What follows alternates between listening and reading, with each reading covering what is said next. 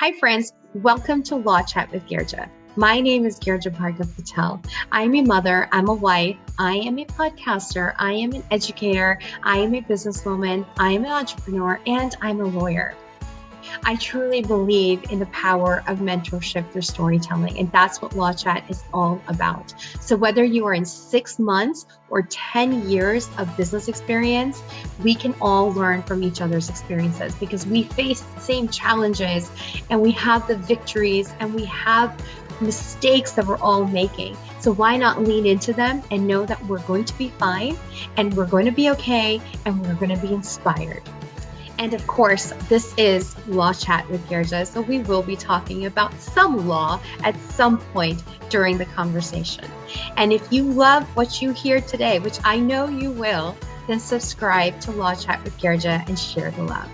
So grab your coffee, sparkling water, or wine, and let's dive in to the next inspiring mentorship session. Hi, friends. Welcome to Law Chat. Sometimes having it all may not seem like you have it all, even though you might have it all in your mind. And what is the thing, that particular ingredient that is part of the secret sauce is confidence. And confidence is everything. My guest today, Prasha Dutra, is someone I have been following on Instagram for the last few years. She was a champion for STEM, especially women in STEM. She is by education engineer. She has rich corporate experience. She's a TEDx speaker. She's a podcast host. She's a woman in STEM champion, like I just said, and a confidence and career coach. And I have actually seen her entire brand also evolve from being a woman in STEM, a leader, coaching in that area, to confidence and career coach. And I'm just so thrilled to have her with us today because she is an amazing person to follow on Instagram. She has great advice, and more so, she has like her power dances that she calls, which there's a name for that. It's a hyper dance that she does. And it's so cool because hype dance. Yeah. I love it. It's like get up and move your body. Something I definitely need to do more often than not.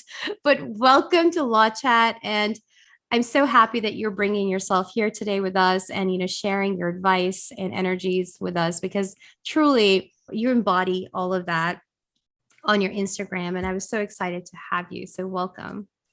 Thank you for having me, Girija. This is so fun. And it's nice that you've seen that evolution. So not a lot of people, sometimes people will join later in the process or they don't pay attention, which is also nice that you've been sort of paying attention, which feels really, really nice to hear because there's so many people out there, so much to follow. So I really appreciate that. Yeah, of course. And it's so cool is because I actually saw the change in your messaging. And I think sometimes when we are trying to rebrand and kind of change the narrative to be more, on point for what we are wanting to express. And you were really good about that. Like I actually saw that. And, it's something that I'm very intentional on who I follow on Instagram because I want my feed to be something that brings me joy and brings me positive impact. And so I mean, you're part of that feed. So it's really nice to be able to do that. Yeah. Thanks for having me. I really appreciate it. Yeah. So tell me, Prasha, you went to Arlington. I want you to share with us why you went to UT Arlington for your master's, right? In Aerospace Engineering. Is that right? I'm just like, yes. Hi, I have an astronaut. No, I'm joking. Yeah, I wish. But yeah, so I went to UT Arlington in Texas because Kalpana Chawla went there, and my mom is from Chandigarh, and my mom went to Punjab University. But a lot of the people that we know went to PEC, which is Punjab Engineering College, and I even tried for that, if I remember it correctly, and didn't get it.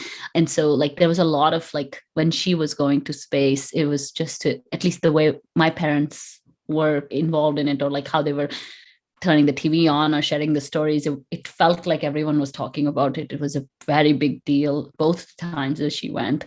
And she just became an icon for, I think, a lot of Indian girls and opened up that whole space of aerospace and aeronautics, which wasn't even a thing before. So I kind of just felt very drawn to her because of the, she's from Karnal and I was born in Chandigarh and all these different things. So I felt very connected. And so I looked into the colleges I was going to.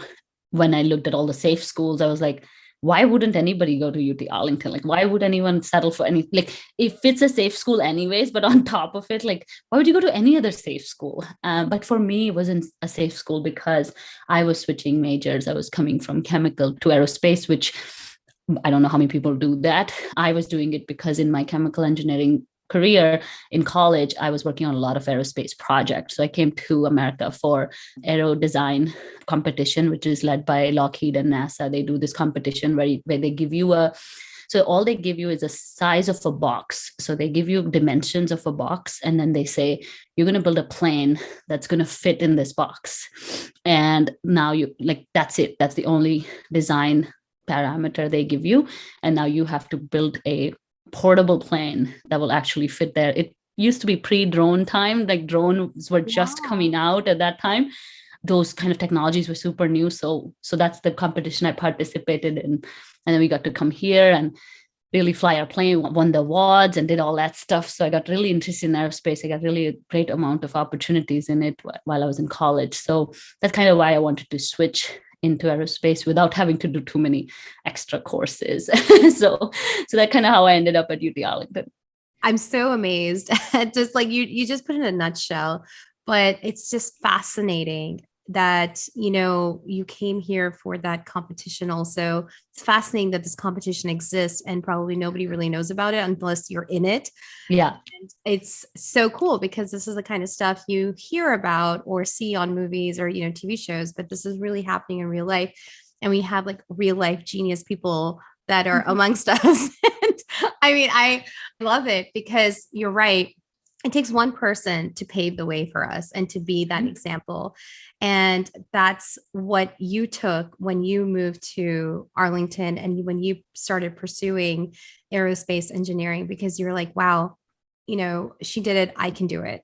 And I love that. And, I think there's a couple of things that I feel. One is that if we are in a position to pioneer something, it's such a high level of responsibility because we are now paving the way for other people who may look like us, feel the same like us, or identify with us, whatever that identification might be. And I love that that's what, Kalpana Chawla was to you and to many other women out there, because not just Indian women, but many other women out there, or, South Asian women, because women in engineering is very small minority. Women in technology and and all of that stuff is also a very small number compared to men. And I think it's just so wonderful to see you doing that and promoting that as well. And so when you went to Arlington and you graduated after that, what did you do? Did you work for NASA or were you doing something else? I wish. No, so actually halfway through the aerospace engineering, I realized that with the visas and stuff that I had, it's going to be very difficult to get a job in aerospace industry because of defense regulations, and they don't hire you out of college. And for me, it was really important that I got a job right away. And I also so I'm a very multi-potentialite person. I really forever, like, if I want to take a path, like I can't stick, like, it's not like I can't stick to it. It's just more like I'm very curious. And then suddenly I am like more curious about something else. So I'm more like very flexible. I'm very adaptable. I'm very like, if my brain cell like goes like, we need to do this, then we need to do this. Like I'm impulsive in that sense too. Yeah. But what I did was, just to be smart and to be careful, I moved my majors from aerospace to mechanical, still took all the aerospace engineering courses, just got a degree in mechanical. So it opened up like the whole mechanical engineering market for me, because aerospace is a very niche field. And so I kind of tried to play the system that way, be like, really need a job before I graduate. And then I got hired like a year before I graduated. And I was the only one in my group to actually secure a full-time job offer so early on for a manufacturing company that makes wire and cable. So they make cables for everything. They connect the world. Their cable is in International Space Station. Their cable is in like Statue of Liberty. That's how the internet gets to us. So that's where I went to work for as a graduate trainee and in their North American leadership program. So I spent 2 years there in that role. And then I just climbed the corporate ladder for about 7 years. Wow, that's incredible. It's really incredible how you're just like jumping from one engineering. Yeah. Yeah, like it's no big deal.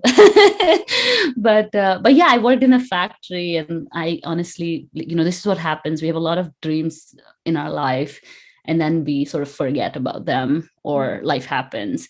But I remember, like, when I first went to the company, like saw the plant, I was just lit up, because growing up I always watched How It's Made with my dad. So I've watched all these factories making all these things, and it's such an incredible show. We were hooked. We watched it all the time. And so every day I went to work, I went to work in a plant. I didn't work in corporate. So I was every day, I was super happy. I was like, oh, I love this smell. I love factories. They're so fun. So one dream did come true. I mean, the astronaut thing didn't happen, but the other big dream did come true.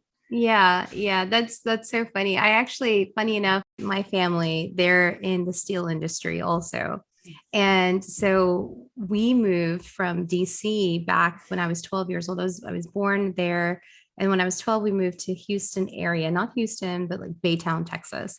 And it was for a steel factory that my dad had purchased with some other people. And again, the factory, it's so massive. It is so cool. And it's fascinating in so many different ways that it stirs the excitement of we're doing something big, because it's ginormous, and you're like, wow, this is so much bigger than life right now.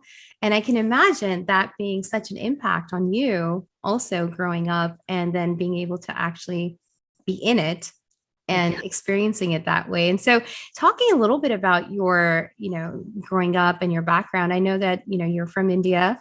And so what are some things that, as a person who came here for education and then later on, is working in this area, what are some of the challenges that you might have faced during that time? And then how did you overcome them? Because I truly feel that not just if you're coming as, from India to here on a student visa or whatever, but there's so many other times that people are transitioning, and I'm sure some listeners are there who've moved from the States to another country.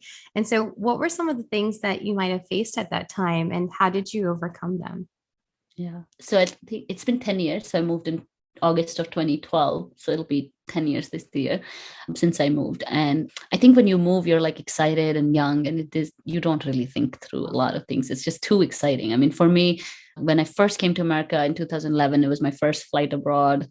And then my second flight was back to America. So I actually never even went to another country before. So it's really, really cool that opportunity was available to us, coming from the background that we come from, and, being one of the first engineers in my family, and also being a part of a middle-class family. My parents are in the police, and, because we had two earning parents, like we were way well off than a lot of other people, but still, like, it wasn't something that they planned or thought about, that, oh yeah, we're going to send her to America, no big deal. Like, no, it was never the plan ever. It was only because I came here, I got really hooked, and I really wanted to come back because I saw it. But the challenges that unfolded after were, of course, nothing that people prepare you for, or nobody can prepare you for it. It's the price you pay for the opportunities that you want. Like, everybody has to pay the price. Like, it's not, like, oh, they went to America, now they're making all this money, or they're having all this awesome stuff. I think America is a much more stringent country in that sense, that you do have to work hard for things you want. This, even with like credit scores and tickets and all these things that happen, like, you can't just mess things up and be like, oh, sorry, messed up. Like, no, you really don't get too many chances. I learned that early on. But with visa stuff, I think that was the hardest part to work through. First the F1, then I remember I got the job, but I didn't get the EAD in the mail, which is the employment authorization card. And that was like 100 days of just turmoil. Like, I didn't have money, and then we had to move to the city because they said, like, you have to be here. I said, I don't know when the card's going to come. And they're like, I was one of the only immigrants they'd hired in a long time, and they didn't know they had to wait for this and wait for it for so many days with no input from USCIS. It's completely crazy and bizarre. And yeah, it was very difficult. My parents had to take a personal loan to pay for my, rent and deposit. And it was just crazy. Like, Wow. Very, very tough 100 days. And then as soon as those days were over, within 3 weeks, my dad was diagnosed with pancreatic cancer. Wow. So then it was just a shit show from there. But yeah, it was really crazy after that. And then he passed away 8 months later. And then I was able to go see him. But because I was going in for an H1 visa, I had to come back before April 1st. So I came back March 31st and he passed away April 3rd. So now you can leave if you want. However, like he didn't want me to leave. Like his whole thing was just stay put and like you worked hard for this stuff and whatnot. So I stayed. I couldn't attend his funeral. And then on top of it, I had just moved like another city because my company used to move me a lot in the beginning. So I just moved to Rhode Island. Didn't know anybody. I moved on March 15th, went to India on March 16th, came back on 31st and lost him on April 3rd. So didn't even know names of people at my company. It was just crazy. And yeah, it was very intense, not knowing anybody, not having any friends and having to maneuver that time. Definitely made me stronger in the long run, but just, I think those things, you will lose people and you will not be able to be there. So if you're leaving home, like make sure you hug everybody really well before you do, because you just don't know with these things. And then COVID, of course, was a whole mess for everybody. Yeah, I was just thinking that it's, your story, that part is such a personal experience and it's not really business related, but thank you for sharing that. First of all, I mean, I know that was a hard time, but the personal side of it definitely impacts the business side of it, your professional life, whether you're a CEO or whether you're working for somebody. And it's just so hard because how do you separate yourself sometimes just to kind of put that hat on and be like, okay, I really got to do what I got to do. And I know I have a lot of friends who are, they've moved from India or their parents are living in a different country, whether it's India or some other place. And it's hard. COVID was hard because they couldn't see their family. They also couldn't travel or because of the visa issues. And sometimes even with companies try to help with the visa for their employees, but it's like at the end of the day, it's out of their control too. And then you're just like in limbo and it's so hard. Yeah. And these are, a lot of things that, being raised and born here, in the States, I don't have to experience it. And you can have like the sympathy, but the empathy comes when you truly walk that walk. I hate to interrupt this awesome conversation, but I have to stop and talk with you about the number one thing I'm asked about by entrepreneurs: contracts. They're vital to any business relationship and to protect your business. But I also know that entrepreneurs, especially when you're starting up, money is tight. But I would never want you to compromise on a strong legal foundation. So enter yourcontractbuddy.com, a website created by me with contract templates created and drafted by me and fellow industry partners. They're ready to use and easy to plug in immediately. And they are not restricted to any specific state. So yourcontractbuddy.com is sponsoring this episode, and you and your listener can get 10% off right now with code LAWCHAT. Yes, you heard me right. 10% off right now with code LAWCHAT. And now back to our awesome conversation. You have clearly walked it, you've overcome it, and, you started that new job also. And so then when you were starting the new job and when you were, getting into your space at that company, what were some of the mindset shifts, or did you face anything like being, as a woman, they're not that many in engineering, and they're also not that many than probably wherever you're working, because of the fact that there's not many trickling in because of there's not that many in engineering. So was there ever something that you had faced in that space being a woman, or was it just something like, you're like, oh, I'm holding my ground, I'm good? Yeah. So I worked for the same company, but they moved me a lot and like different places and things like that. And adaptability was a big thing to like, to be successful at that role. But yeah, a lot of people ask me that question, especially when I was doing more of women in STEM stuff, and they wanted to hear like the juicy stuff, right? Like all the, not juicy, but like, yes, like things that go wrong, or like what is wrong with the system. And I think my experience has been kind of opposite. I've really met some incredible people along the way. I've really had the best mentors and allies, mostly old white men, being really supportive, being very, very nice. Yeah, there are some offhand comments that, that there's that happens in all workplaces, is what I would like to think. And I think because we were in the sort of like Me Too, post Me Too era, we were kind of a little protected from all of that. I'm sure it was way intense before it. And Sure, people may have really pathetic experiences, but for us, it was more so very, very comfortable. I worked for the same employer for my entire career, 7 years, and never looked for a job. I really enjoyed working there, and they treated me with a lot of respect, and they really cared for everything that was happening in my life too. When my dad passed away, when I finally got to go in 2015, end of 2015, they really didn't, they said, go for like really as long as you want. If you want 4 weeks, like go for 4 weeks, we'll take care of everything. So they were super nice in that sense.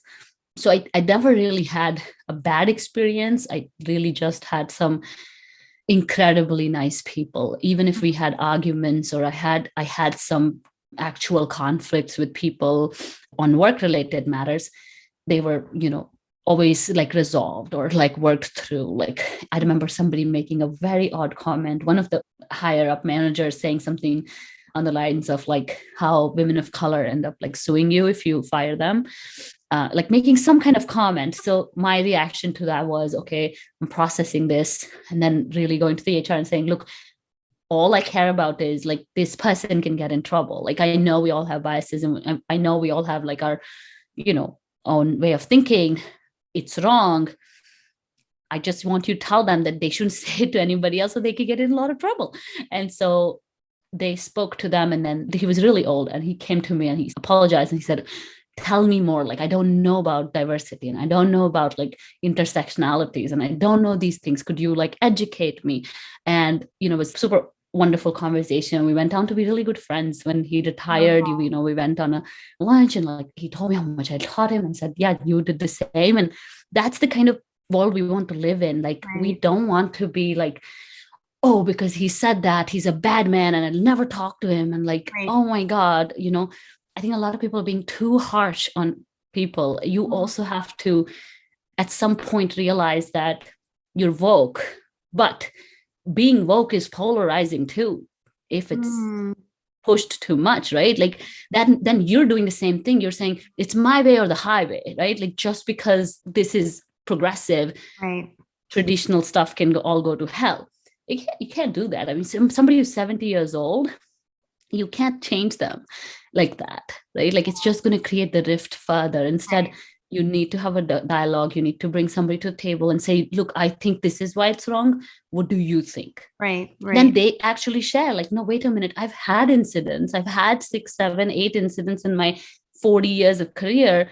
Is where this is coming from. What you're telling me is I shouldn't relate it to race and I shouldn't relate it to women. And I get that. But get my point too, that, it's my experience that I'm talking from. And again, I apologize if that experience is coming off as, as wrong, which is good. I mean, yes, I get it. But, I think conversations are we're not having conversations. And I just so sad, because where will we go from there? I'd rather have a constructive conversation than not have one at all. So I think that was my only time when I actually saw that. And then the final time when I saw something off was more like when we look at D&I, and they had put me in a global D&I role, and it was really great. It was all wonderful. But as soon as it came time to like spend money and like invest money and like have people work on this big issue, it all just seemed to be hollow words. And I felt like I can't do that. I mean, I can do my job as an engineer and work with budgets and work with things, but I can't work on such important topics that matter so much to me and treat it like work. It's much more than that for me. And that I could have stayed and convinced and worked with people, but I just knew that it wasn't going to be a right fit after that. If I went into that D&I space. Yeah. So, just for clarity, that was a diversity space that they were trying to. Yeah, I had, my last role was the deputy director for global diversity inclusion initiatives for the company, which would have led to, a better role in D&I for the whole company.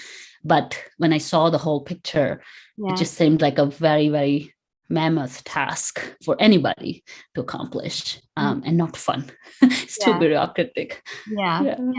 I can see that. I really like how you highlighted on, because right now we are in such a cancel culture, and a lot of people are speaking against it now, because truly it's like, where are you providing space for rehabilitation, education, to conversation? Like, to create a space where people can understand and move forward like adults. And so I think it's so important because even I believe that we can use those moments as teaching moments, or we can use those moments to create more barriers, like how you said, not even a barrier, but just like drifts, like you're just extending that gap even more because there's so much anger or, being upset. And quite frankly, if there's a random person that has, and also I've had like less than a handful of anything ever to meet. And I think that's probably everyone has experienced something in some form or fashion. And so that's kind of like my experience too. But those moments have been educating moments also. They're not been moments where they're so, especially so random person. I'm like, you clearly are talking to me not because you know me. You're talking to me out of anger of whatever is going on in your life. And you're just projecting it onto me. And I'm not going to take it. But at the same time, let me just use it to like, let me feel you out and see what's going on.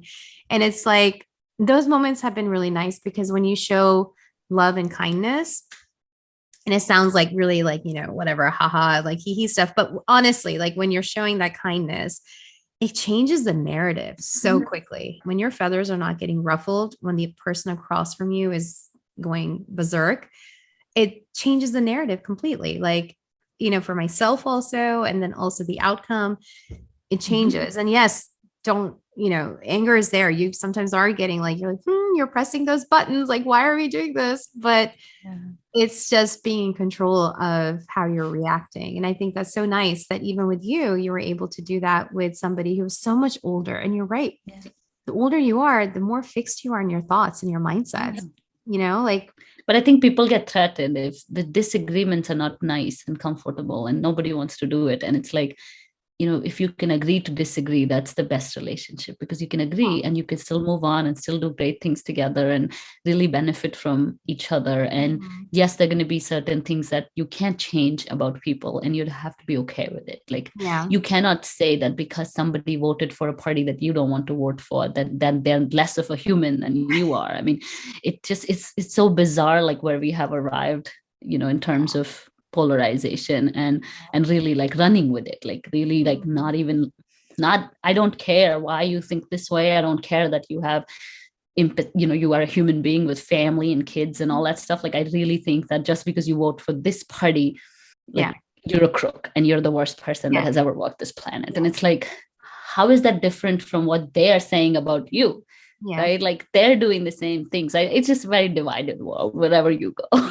It is. And it's not just in the States, by the way. It's cool. Exactly. Like India too, I know. Well, not just everywhere. I mean, like now, currently, our current events, the whole thing in Russia and Ukraine, it's still going on. And it's just like heartbreaking. It's heartbreaking. But anyways, so, I really want to talk a little bit more about this, women in STEM and how you started promoting that and becoming a champion for that, because I know that there was a time on Instagram even where that's where your focus was on. So when did you start getting into women in STEM and what did you do for them? Like, how did you promote that? So for me, mostly it was through my podcast and storytelling, because for me, again, it was very important to not continue to beat the problem to death and just talk about, there are less women and there's less women and less women, less women. Like, that's it. Like, no matter what article you open, it always starts with less women, less women. And yes, all that is true, but why are we ignoring the fact that there are 28% women in STEM? That's still plenty. And I feel like this need to continue to fill the gap by ignoring the people that are already there. It's not good. I feel like there should be more conversations. And that's why I started her STEM story, because I had a team at one point of all women engineers from around the world.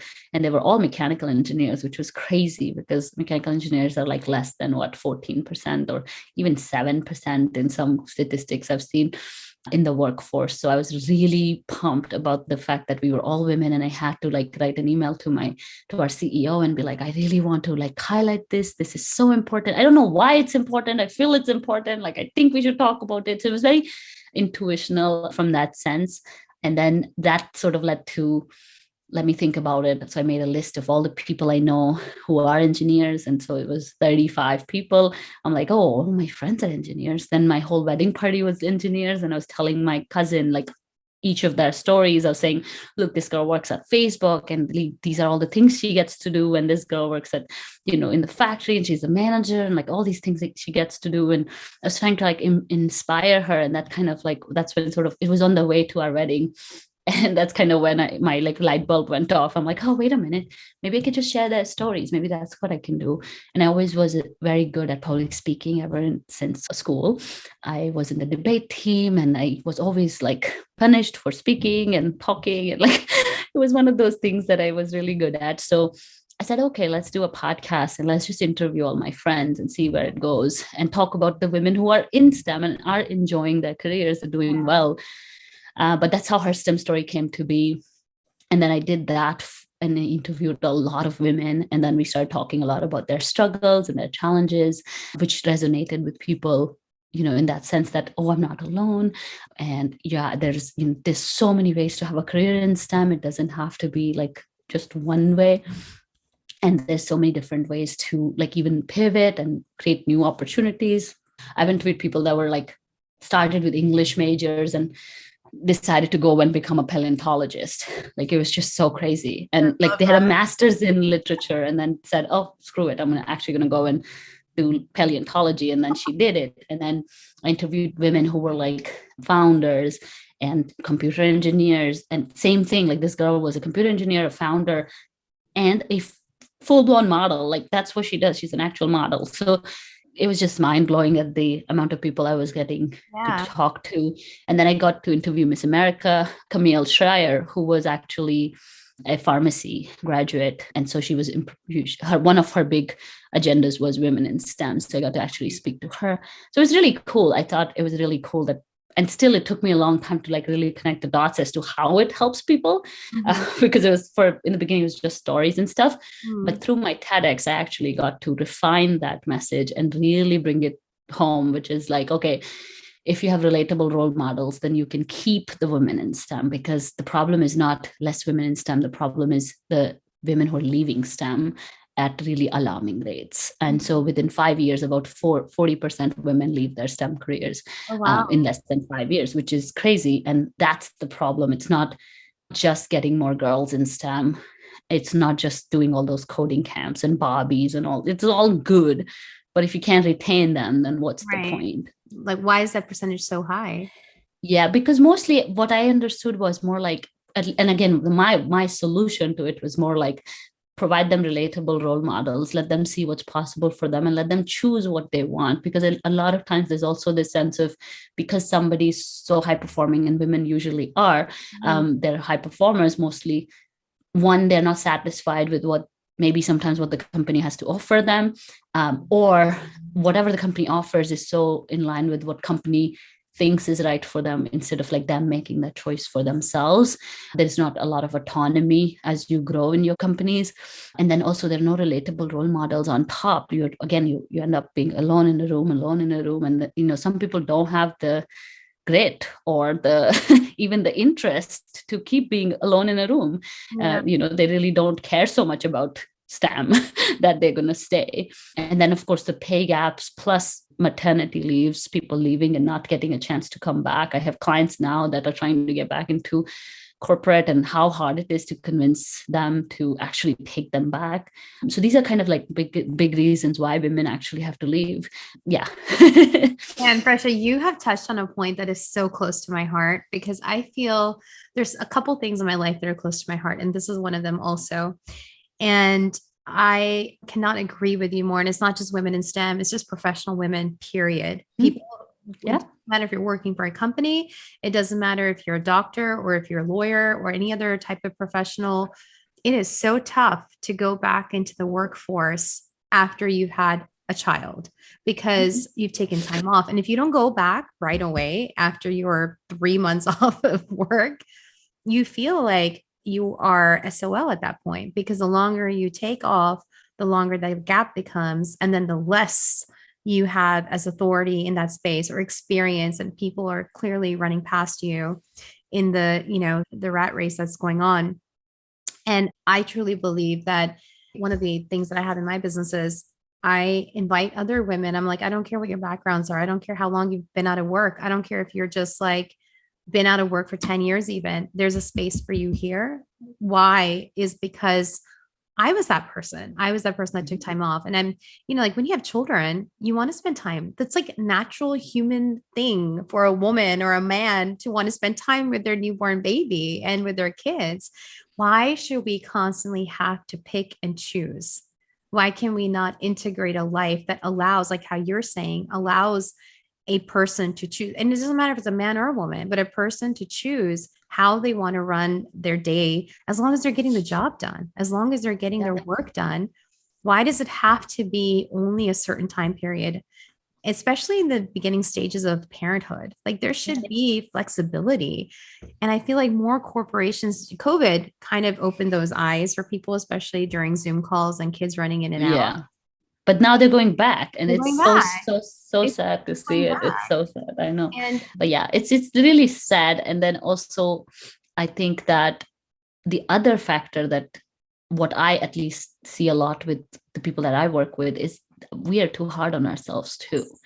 See, men don't care. Like men can have a couple of low years at job, and whether it, like they're very good at compartmentalizing and like, okay, now I need to focus on this, and it's okay if I'm like under like barely performing and it doesn't affect my self-worth, right? Like I'm all set.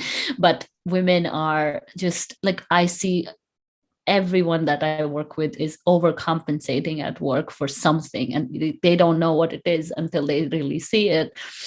And they're like, oh my God, I didn't realize it. And I'm like, who are you running with? Like, who is in the race? Like, you really have to run your own race, and you really have to define your own timelines and milestones and victories. And you really have to advocate for yourself when you want a break or when you want to come back. Also, you can't just be, I'm not saying the system is perfect, not at all. But the problem is the less women who get into the system, the less we'll fix it. Like it's the responsibility. You have to fight it, unfortunately, in the beginning till you can actually be a part of that machine and actually fix it. And those are like really difficult, things. But I think women are very hard on themselves, and they are, because they have always been A's and A+, they don't want to fail. They don't want to hear no's. They don't want to sit for like 5 years without a promotion. If they do, then they take it upon themselves that it says something about them. When in reality, all you were doing was you were having a kid and you were taking care of your family. It's okay if you didn't get promoted. Like, pick up and move on, right? Like, and then, it's just, we have very high standards for ourselves. And that is just not sustainable. I'm not saying it's bad. It's wonderful, because really that sets us apart in the competition. And especially in high performing fields like STEM and doctors and lawyers, they were at the top of their class.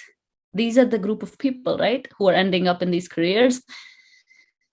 Now, where's the top? And they're not at the top. And so it's a big problem, right? And there's a talk by Malcolm Gladwell where he talks about this, that in Harvard, actually, about 40 to 50% STEM graduates quit before graduation, because what Harvard is attracting is creme of the creme, the highest performers of every class. And now you put them all in one class. And of course, somebody has to be last, somebody has to be in the middle, and they don't like it and they can't keep up with it, and they really want to leave. And so they leave and they go do arts or something. What a great point. It's like, why? But that's what's happening with women, such high performers. And now they're hooked onto those rewards, which are not coming. And as you go up the ladder, less and less rewards and more frustration, because you attach your self-worth to all these external rewards, when in reality, they don't mean anything. There's not enough rewards in this world to make you feel full. Prasha, how would you talk to somebody who's come to you and they're kind of battling these issues and they can't reconcile them? So how do you help them and navigate them through that? Yeah, I think the first thing we like to work on is, creating creating routines and habits. So I usually start with like habit kits. The thing is, we have bad habits. We have habits that really exaggerate the situation, whether it's sleeping in, whether it's, eating whatever we want, whether it's like indulging in self-deprecating conversations, whether it's like inviting a lot of trauma in our life, like whatever it is, like we have a lot of bad habits that are creating this toxic environment for us. And unfortunately, we can't control other people. So one of the first things I tell my clients is like, I'm going to only tell you things you can do. And that doesn't mean that others are right. It just means that others are not your responsibility. So we don't want to go and like, stand outside a manager's house and scream, because that is not going to change that person, right? You can only start with you. Mm-hmm. And so first, let's take control of your habits. So I help them build a habit kit, which they know that this is how I'm going to first control myself, my life, right? Like when I wake up, inducing like good habits like meditation. A lot of women are running on very poor sleep quality, like they don't sleep well. And that leads to a lot of anxiety and stress and, all kinds of problems.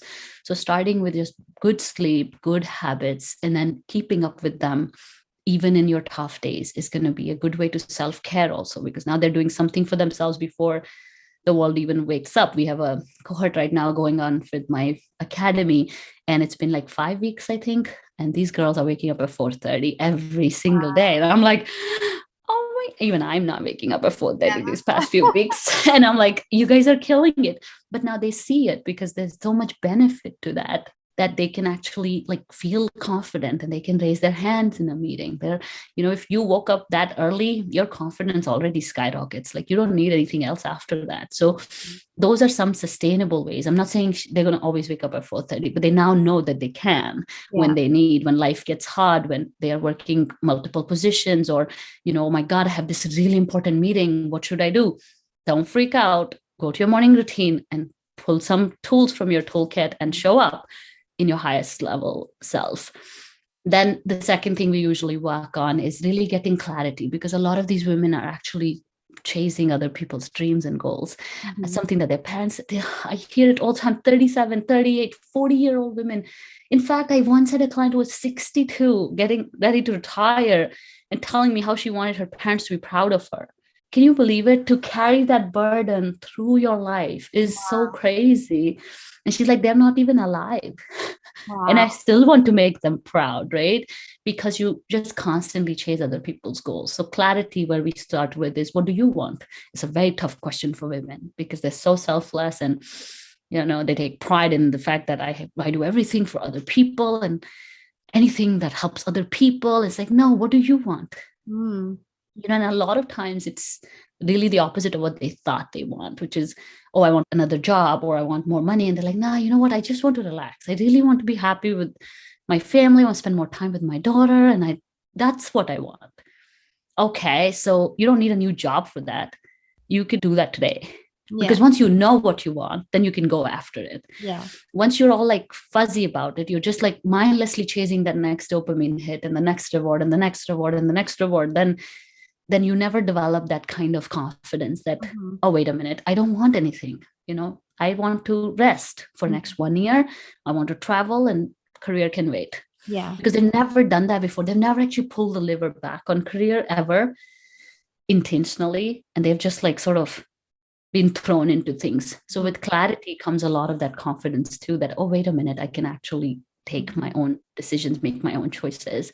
And then, of course, finally, we talk a lot about consistency. If you do these things consistently, then, of course, your confidence is going to soar. And like you said in the beginning, where your confidence dips, you will be able to pay attention to it and say, oh, wait a minute, I need to, go back to my routines, or get back to my clarity. Like, what happened? Did I forget something? Like, and consistently show up for it, which will then help you keep up with that confidence as well. So this is kind of like the process I usually use with a lot of my clients and through my academy.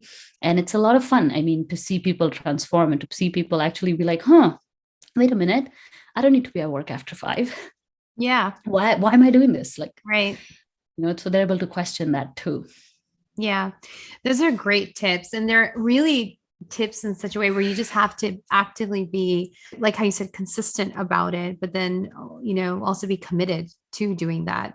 I do believe there's definitely something about waking up in the morning and having some time to yourself, whatever that might look like: exercising, journaling, meditation, yoga, however you want to, or, one day you do this, the other, maybe 3 times a week you do this, twice a week you do something else.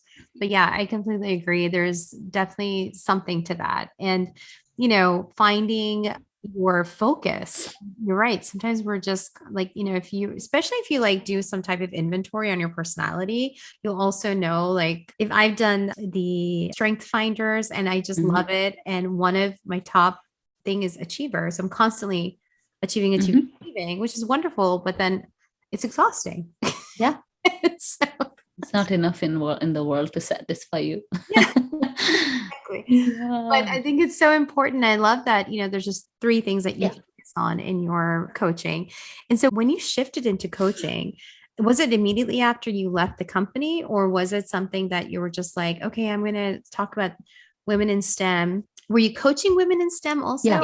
Okay. So how did that? So in 2019, because the podcast was up late 2017, it was almost December when it started. So 18 and 19 were like the time when I was just like trying to figure out, okay, how can we now make some money? Because that's kind of how it goes. First, you start with, oh, it's my passion, I love it, and it's a hobby. And then of course the desire grows and you want more, and you want to like sort of, and also because you enjoy it. So you want resources to continue to keep up with it.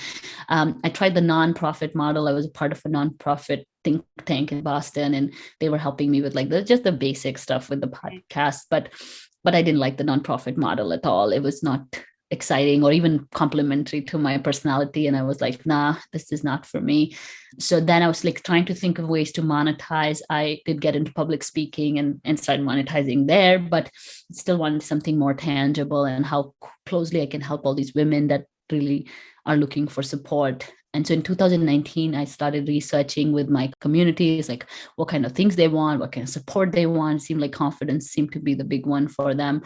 Time management seemed to be another big one for them. So that's kind of how I started the company in February 2020, and then started coaching women in STEM. I used to be a women in STEM coach only, and then did a lot of like just the first 2 years. That's all I did. 2020, 2021. And then when I left my job in July of 2021, then I had more time to like sort of read through the stuff, like read through a lot of testimonials and people that I've coached, and it like really asked myself, what do I like? What do I not like? And STEM just didn't feel right at that point, just because I left STEM. So I felt like eventually I wouldn't have enough to contribute in terms of like, because I'm not actively in it, and how the ecosystem is going to evolve and how women will have different types of issues and problems. I also thought everything I did had nothing to do with them being in STEM. Right. It was just like a niche down just because that was the brand I had.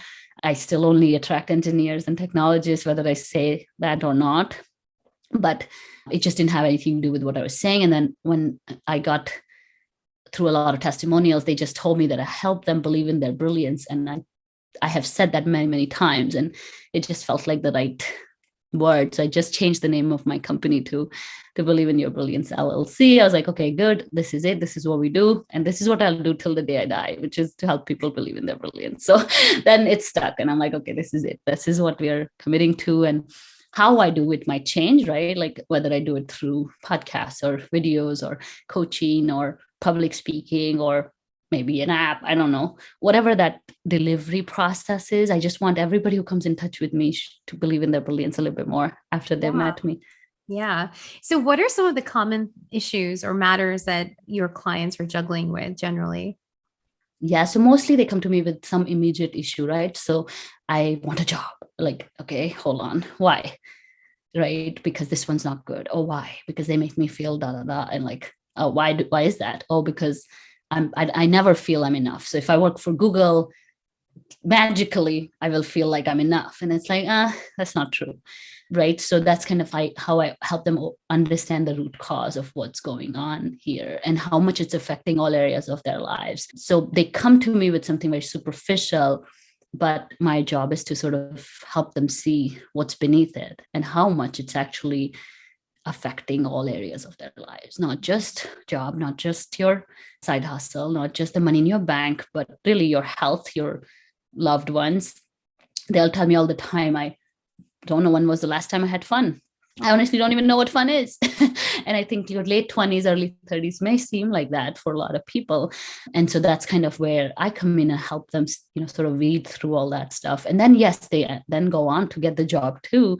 A lot of times without even applying, they'll get all those superficial results that they want without having to work too hard on it. I believe in ease and flow and, manifestation. And like, you can enjoy your life all the time. Like, it shouldn't depend on this external stuff.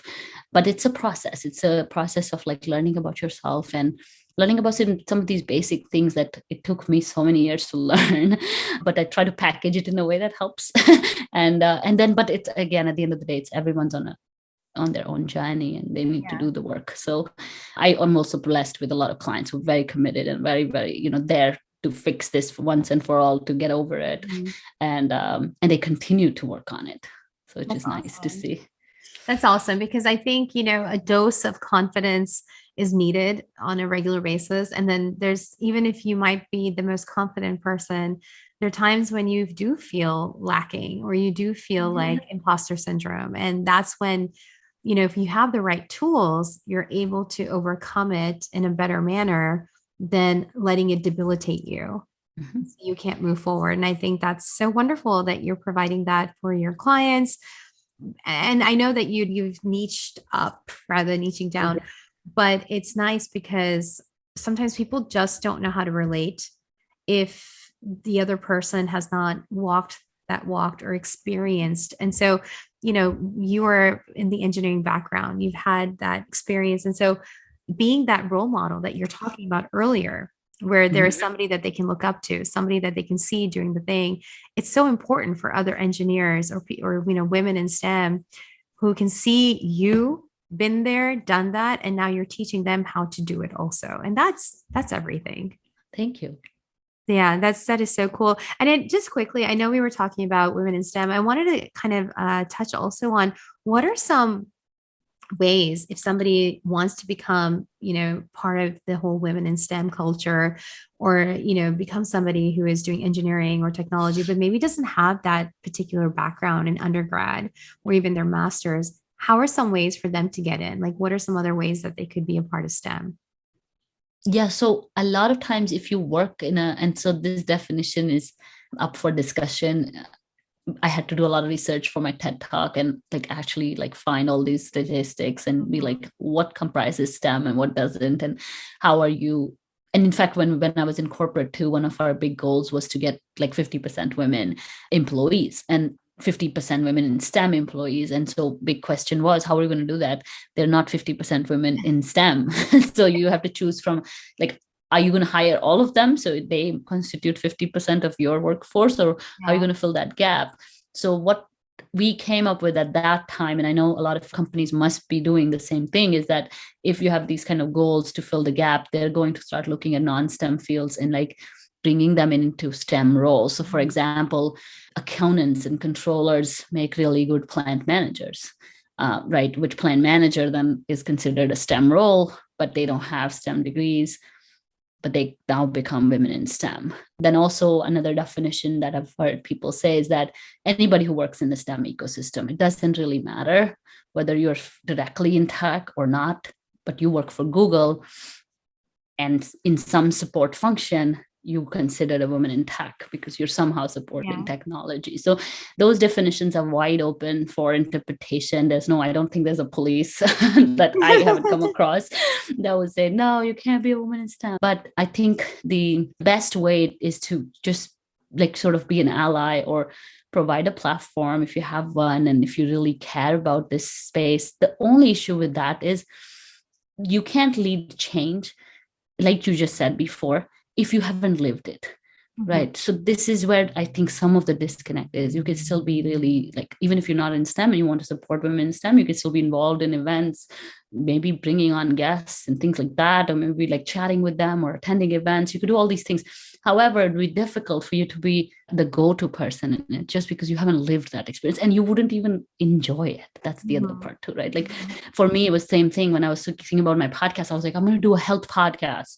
And then, I had this discovery call with Tony Robbins coaching at that time, so many years ago. I didn't hire them, but she really asked me why.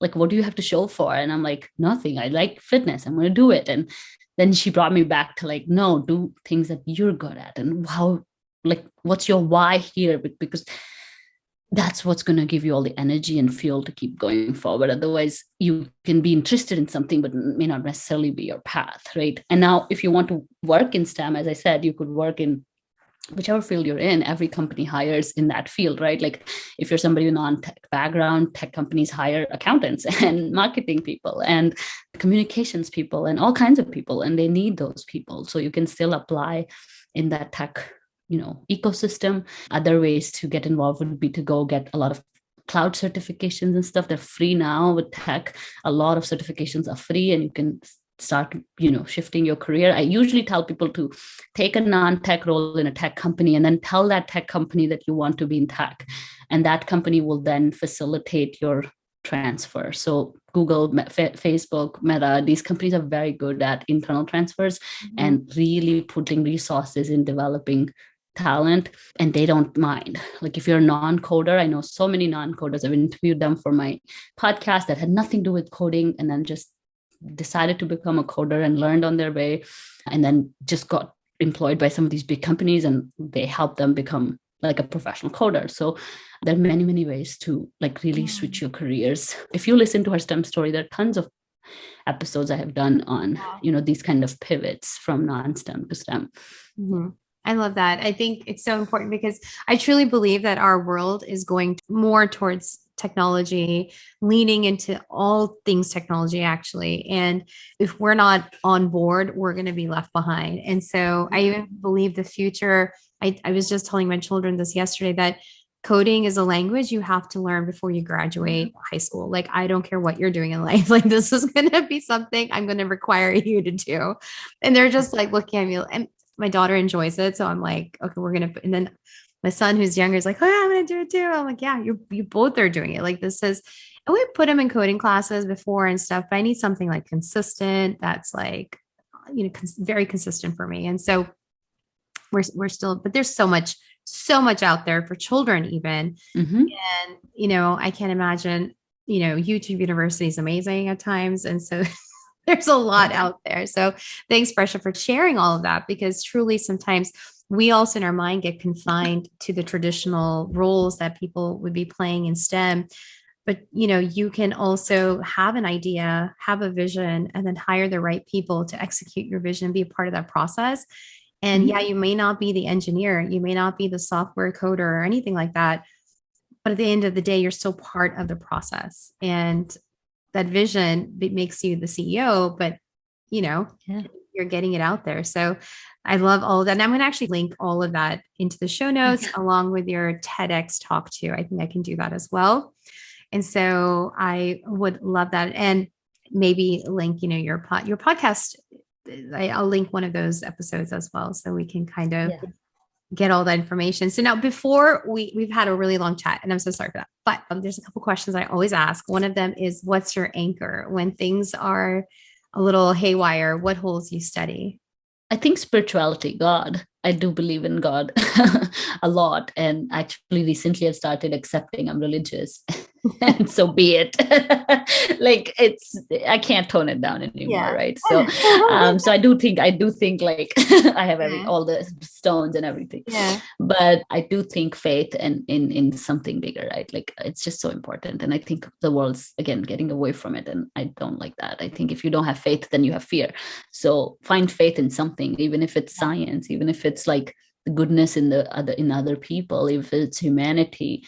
But if you don't have faith, then you're probably going to be prone to more fear and not have the that anchor, if you will. I completely agree with you. And what is a book that you would suggest for the listeners to read, whether it's fiction, fun times, or too many business cards, but I think whatever.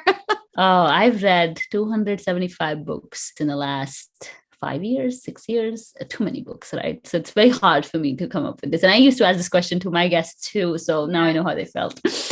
But based on our conversation today and like all the transitions and all the, how to live a life that's free in terms of, hey, I can break this mold anytime I want, and having that freedom, I think the best book I've read is called Midnight Library, The Midnight Library by Matt Haig. It's a fiction book, but it's so incredible. It's about a girl who, who's stuck in this, like, it's almost like a purgatory between like death and life. And she's going through all these versions of what life could have been. And she's getting to live each one of them as it's a bunch of books, and she chooses all these different books, and then she goes and lives those realities. In one, she's a Olympian, and she's like, what if I was an Olympian? And goes, sees that reality, and oh, when I was a kid I want to be this, and then there's a full life available to her to like check that out. But it's such a great book on this parallels in life, and this, you can be anything you want, but which one is it? Right? And then also like how to not have regrets at the end of your life, and really how to make the best of it. And yeah, it's very hopeful. It's very wonderful. I actually read that before I quit my job, and really gave me that approval of like, hey, you can live multiple lives in one life. Like, you don't have to live one straight line. Like, you don't have to die an engineer because that's what you went to school for. You could be whoever you want, even, whenever you want it. So yeah, I think that's a beautiful book. Oh, nice. Well, I'm going to add it to my reading list too. I love that. You can't put it down. It's just fantastic. Oh, nice. Sounds amazing. Yeah. Definitely adding that to my list. Well, thank you so much for being with us today. And how can listeners connect to you? Yeah, so right now, Instagram is the best way to get in touch with me. I'm working on upgrading my program, Believe in Your Brilliance Academy. All the information will be on my Instagram page. It's a 12-week intensive on how to believe in your brilliance, and really helping you with every single thing that is holding you back, and like creating that elevated version of you that's going to achieve everything she puts her mind to. That's awesome. And when do the doors open for that? Yeah, so right now we're in the process of revamping it, but it's going to be evergreen once it's launched. Awesome. You can join anytime. Thank you so much, Prasha, for being with us. Definitely, I loved having you on and sharing your experiences and your wisdom. So thank you.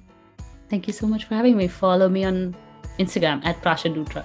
Yep. I forgot to say that. Thank you. All the links will be in our show notes as well. Thanks, Girija, for having me. This was wonderful. Thank you so much for joining Law Chat with Girija. I just love these kind of conversations that are motivating, inspiring, but truthful, raw, and honest about all of the challenges, all of the victories, all of the triumphs, picking ourselves back up again.